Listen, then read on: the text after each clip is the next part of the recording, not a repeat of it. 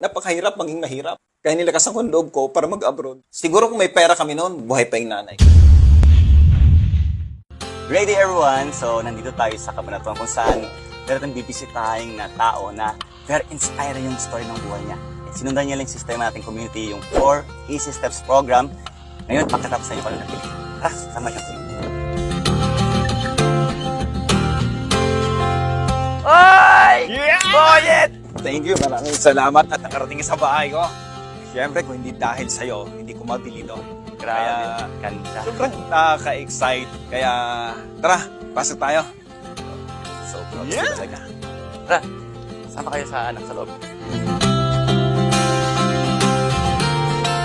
Thanks God talaga kasi kung hindi dahil sa programa na ginawa mo, siguro wala itong bahay na to.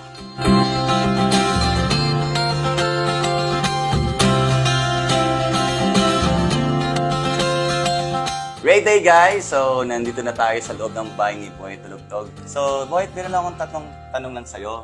Ano ba background ni Boy Tulugtog? Ang background ko, isa kong OFW. 7 years ako sa Saudi. Isa kong cashier, supervisor, tumagal ang 7 taon na walang nangyayari talaga. Ang tagal ko ron, pero walang ipon dahil puro padala dito sa pamilya sa Pilipinas. Ito, pangalawang question ko naman sa'yo. Ano yung pinakamala ng motivation mo? Bakit ginawa mo yung programa ng community, yung 4 Easy Steps program, kung saan yun ang naging dahilan kung ba't nakuha mo to? Una talagang motivation ko, family. Gusto ko nang umuwi eh. Gusto ko nang makasama sila. Ang hirap kasi na nagtatrabaho ka sa abroad, malayo ka sa family mo eh.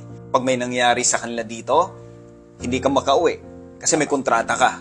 Pangalawang motivation ko, gusto kong yumaman. Siguro kung may pera kami noon, buhay pa yung nanay. Tumapit ako sa kamag-anak ko na alam ko meron, pero hindi ka man napagbigyan. Pagbalik ko sa hospital, ando ni-revive na yung nanay ko. Wala kayong magawa, kundi tanggapin. At hindi ako papayag na maulit-ulit. Kasi napakahirap maging mahirap. Kaya nilakasan ko ang loob ko para mag-abroad. Dahil ayaw ko maulit yung ganon. Binus ko yung sarili ko. Nilakasan ko yung loob ko. Kaya hindi dahil sa programa nyo, hindi ko makuha ito.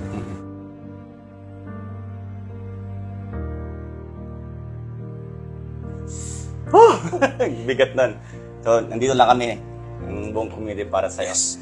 Ano lang pwede mo maging message sa ating mga kababayan na naiwan sa abroad? Malamang katulad mo rin naghahanap ng pag-asa sa buhay. Sa kapwa ko OFW ngayon na makapanood ng video to, alam ko pagod ka na dyan. Alam ko sawa ka na sa paulit-ulit na ginawa na walang nangyayari. Alam ko gusto mo na rin makasama yung family mo. Alam ko wala rin nangyayari sa'yo dyan.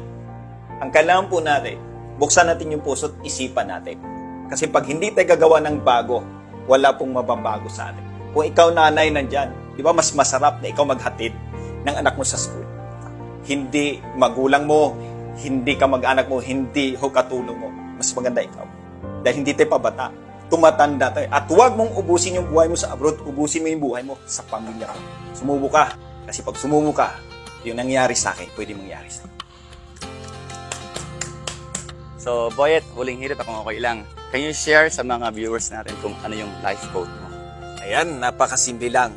Gagawa tayo ng bago para may mabago. Kasi pag hindi tayo gagawa ng bago, sigurado walang mababago sa buhay natin. Kaya gagawa tayo ng bago.